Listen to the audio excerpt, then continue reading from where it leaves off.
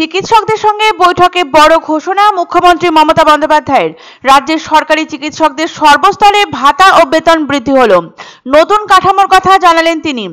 Intern, PGT, junior, senior, resident ডাক্তারদের বেতন ও ভাতা গড়ে 10 থেকে 15,000 টাকা বাড়ানো হলো।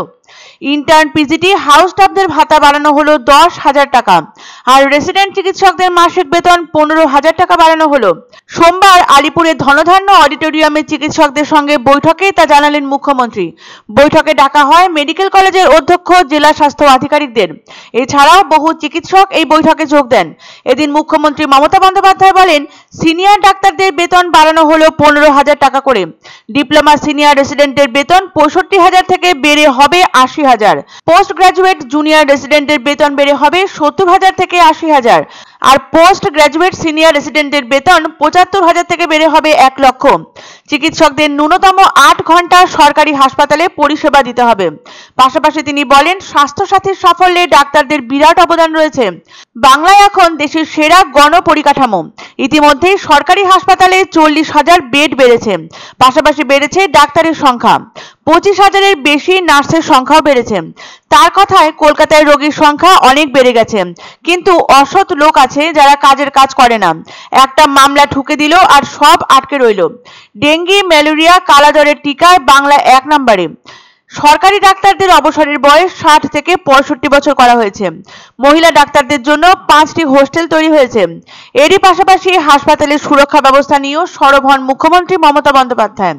বস্তুত রাজ্যের স্বাস্থ্য ব্যবস্থা আরো সুন্দর ও সুশৃঙ্খল করতে চিকিৎসকদের সঙ্গে ফের একবার সরাসরি সাক্ষাৎ করলেন মুখ্যমন্ত্রী। সোমবার আলিপুরের ধনধান্য অডিটোরিয়ামে ডক্টরস কনভেনশনের আয়োজন হয়, আর সেখানেই চিকিৎসকদের বেতন বৃদ্ধির ঘোষণা করেন রাজ্যের মুখ্যমন্ত্রী মমতা বন্দ্যোপাধ্যায়। এই হাই ভোল্টেজ বৈঠক প্রসঙ্গেই গত কয়েকদিনে উঠে এসেছে 2024-এর আগস্ট এবং তার পরবর্তী সময়। অনেকের বক্তব্য, আরজিকর কাণ্ডকে কেন্দ্র করে চিকিৎসকদের এক অংশের সঙ্গে এক প্রকার দূরত্ব তৈরি হয়েছিল মুখ্যমন্ত্রী ও রাজ্য সরকারের। ভোটের আগে এই ইস্যুকে তিনি জিইয়ে রাখতে চাইছেন না, সেই কারণেই একেবারে মুখোমুখি বৈঠক। সোমবার নিজের বক্তব্যের শুরুতে তিলোত্তমার পরিবারের প্রতি সমবেদনা জানান মমতা। মনে করেন, আরজিকর কাণ্ডের পরে রাজ্য সরকার অপরাজিতা বিল নিয়ে তৎপর হয়েছে। চিকিৎসকদের উদ্দেশ্যে বার্তা দেন বেশ কয়েকটি বিষয়ে। খুব সহজ কথায় বোঝান, মানুষ বিপদে পড়লে চিকিৎসকদের কাছেই ছুটে যান। চিকিৎসকরা একটু ভালো ব্যবহার, ভালো পরিষেবা দিলে সাধারণ মানুষ খুশি হন। তিনি বলেন, চিকিৎসকের অর্থ জ্ঞান, নিষ্ঠা, দক্ষতা, উদারতা, মানবতা, সংবেদনশীলতা, সমবেদনা ও ধৈর্য।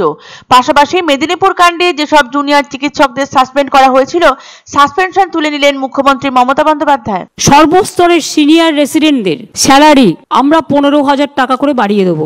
আমি intern, house staff, post graduate trainee, post doctorate trainee সবার জন্য 10,000 টাকা করে বাড়িয়ে দেওয়ার ব্যবস্থা করলাম।